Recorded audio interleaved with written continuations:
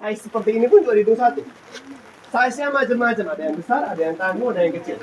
Oke, semuanya ada 1460 dan semuanya ceritanya tentang filosofi Buddha, filosofi agama Buddha yang dibalut dengan kearifan lokal.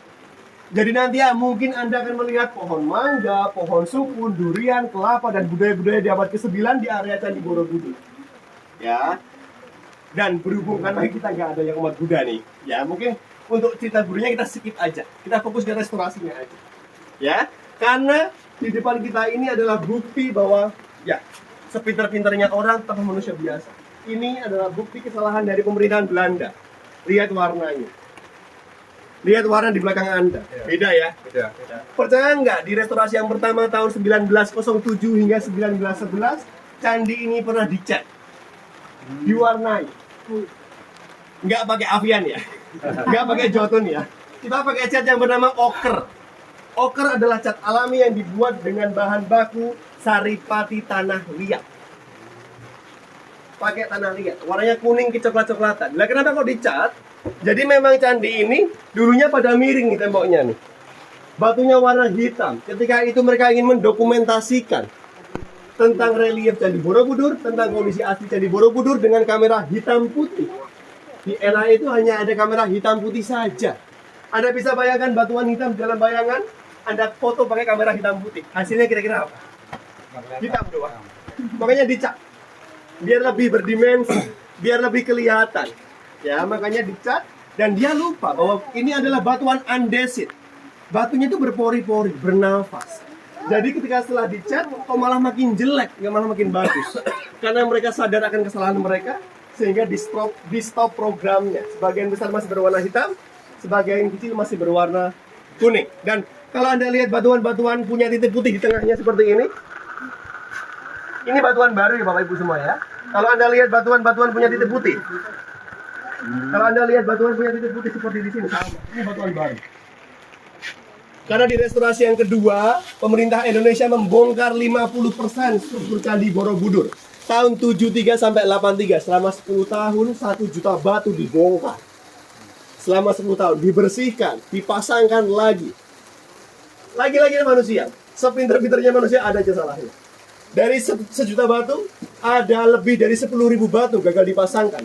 Lupa naruhnya di mana. Gak bisa gabungin nih. Oke? Sehingga batuan asli ini ditaruh di Museum Borobudur. Kita ganti dengan batuan baru yang punya titik putih. Untuk meluruskan sejarah. Biar orang-orang gak salah paham. Dan batuan baru tidak boleh dipahat. Hanya boleh kotak saja. Ya. Jadi kalau Anda lihat batuan seperti ini, inilah batuan yang baru dari Borobudur. Dan di restorasi yang kedua kita tahu hal yang sangat mencengangkan. Ternyata Borobudur gak punya ruang. Jangan bayangkan ketika Anda menemukan batuan, terus Anda sentuh seperti ini, batunya geser, pintunya buka, ada emas itu enggak. Enggak ada. Karena percaya apa tidak, sampai detik ini masih ada yang percaya bahwa di dalam Candi Borobudur ada harta karunnya. Ada yang datang ke sini pakai kartu, dia gesek-gesek nih. Udah kayak ATM aja tuh.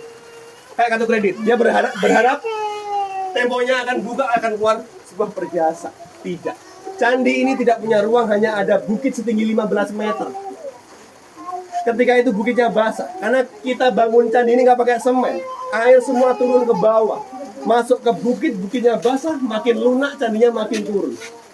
Sehingga di restorasi yang kedua, kita bikin drainase baru.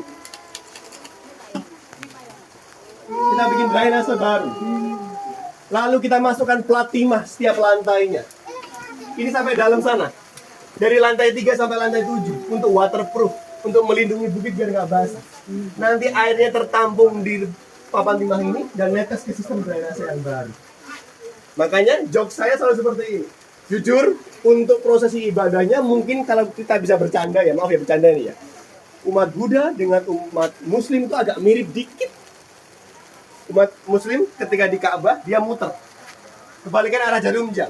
Namanya tawaf. Umat Buddha pun di sini juga sama. Namun muternya searah jarum jam. Setiap lantainya 3-7 kali. Dari lantai paling bawah sampai lantai paling atas. Namanya pradaksina. Pasti tujuannya juga berbeda. Ada yang bilang kalau Buddhis itu mengambil energi dari atas. Kalau umat Muslim mengirimkan energi ke Tuhan Yang Maha Esa, Allah Subhanahu wa Ta'ala. Karena memang di Buddhis tidak mempercayai Tuhan. Di Buddha tidak ada Tuhan. Oke, yang disebut